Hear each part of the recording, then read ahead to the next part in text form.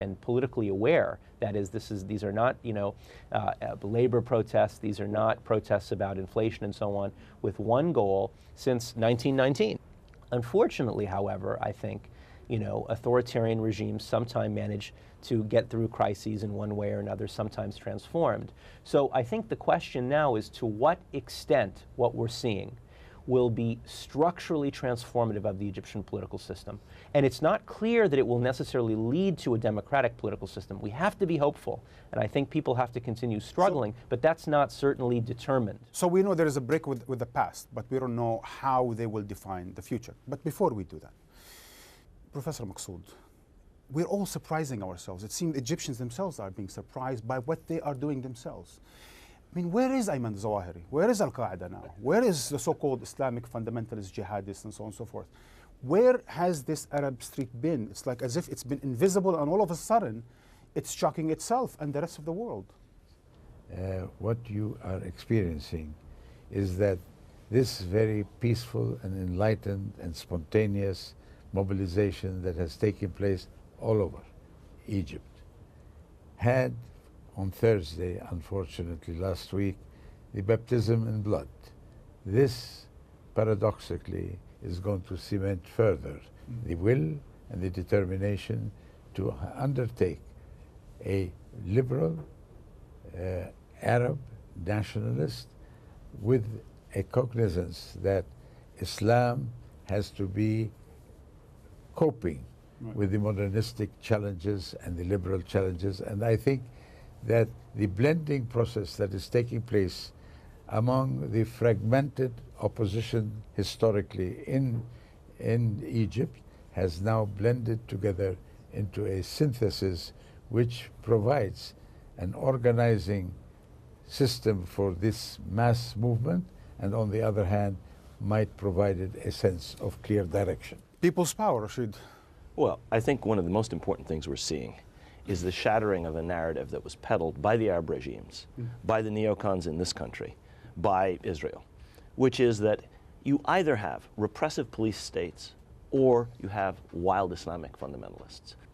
The liberal nature, the democratic aspirations, the desire for social justice of the Egyptian people has nothing to do with that. Like the Tunisians before them. Like the Tunisians before them. What is erupting here is the reality of the Arab world that has been masked by this lying narrative peddled by the regimes. It's either us or the devil. Right. In other words, you accept police state torture, you accept beating up of people outside the polling places, you accept the kind of horrors that... and now the silent majority is out.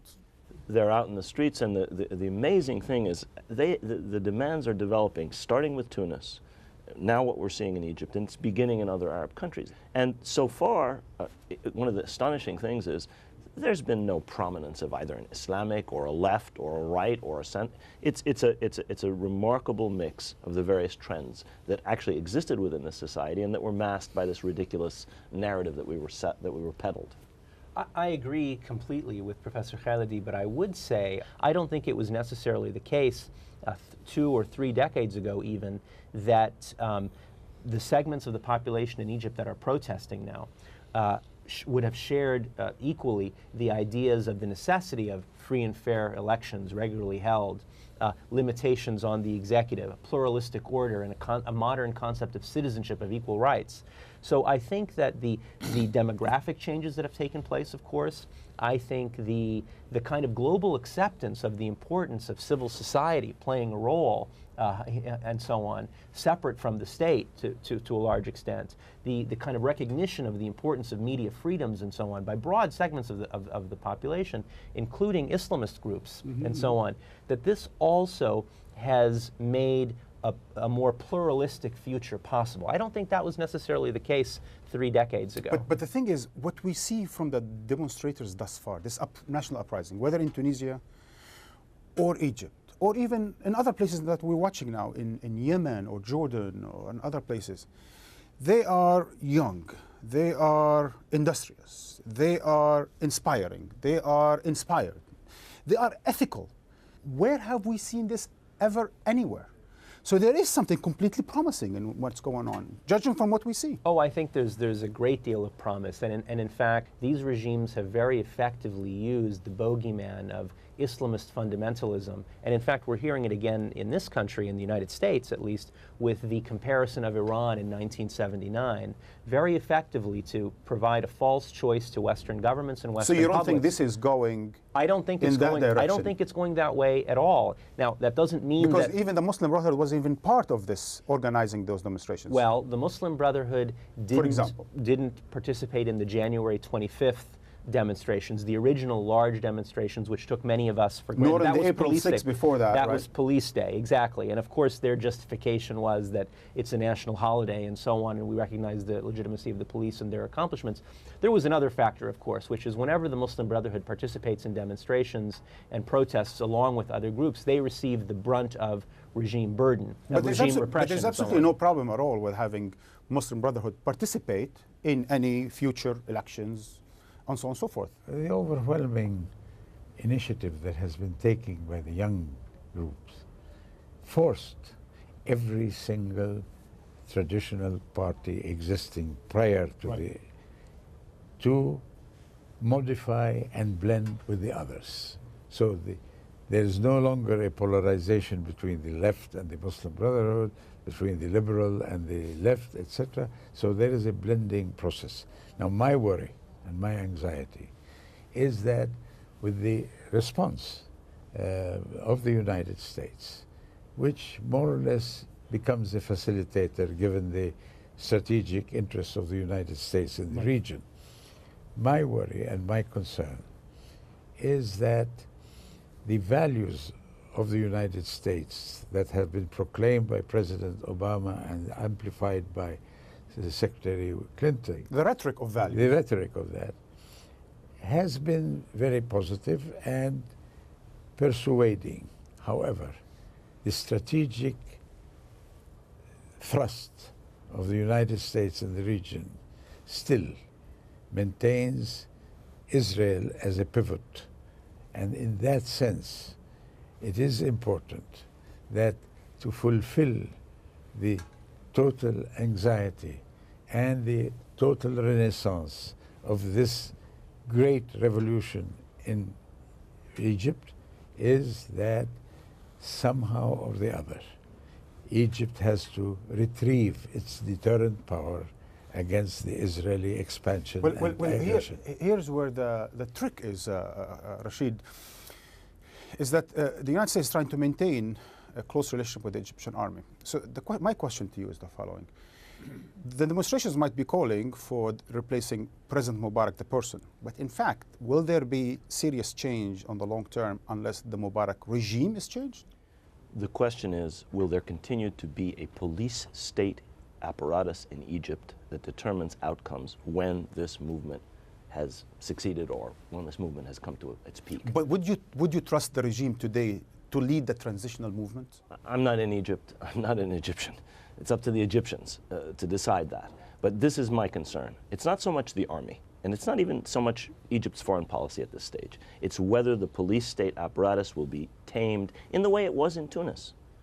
Every single governor in Tunisia has been fired. Most of the police commanders have been fired. A general from the army, actually an admiral, has taken over the Ministry of the Interior. That is a step that has to take place in Egypt if it is to be freed. So the army has to be, and the security forces need to be taken out of the political system. In the first instance, the security forces have to be removed from the political equation. Well, hence the vice president too, Mr. Omar Suleiman. Well, and the prime minister and many other And a whole cabinet bunch of, and that's why I think many people in Egypt have very, very little credibility in a future that simply has Mubarak removed. In other words, the fear is a Mubarak regime without Mubarak, and that's certainly not going to be good for democracy. Now, we have heard promises for decades, and some of the same language, in fact. From some of the same people. From some of the same people, this idea of a national dialogue and so on, reaching out to the opposition. This was Safwat al-Sharif's discourse in the 1990s. It is clearly demonstrated that many of the people who have been appointed, the vice president, the prime minister, and so on, are deeply entwined in this regime for decades. So there would have to be major. Interrupt you. The person who was in charge of the Egyptian security apparatus, in charge of torture, in charge of the secret police, is now the vice president.